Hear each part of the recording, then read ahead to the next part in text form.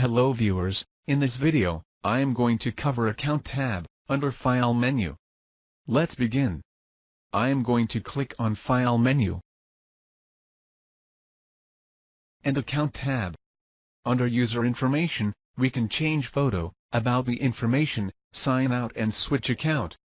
We can set different office backgrounds like no background, calligraphy, circles and stripes, circuit, clouds, doodle circles, doodle diamonds, geometry, lunchbox, school supplies, spring, stars, straws, tree rings, underwater.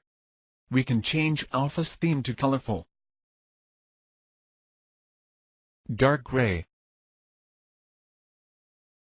and white.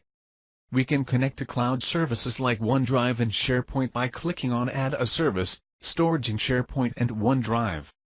Under Product Information, we can get product activation information.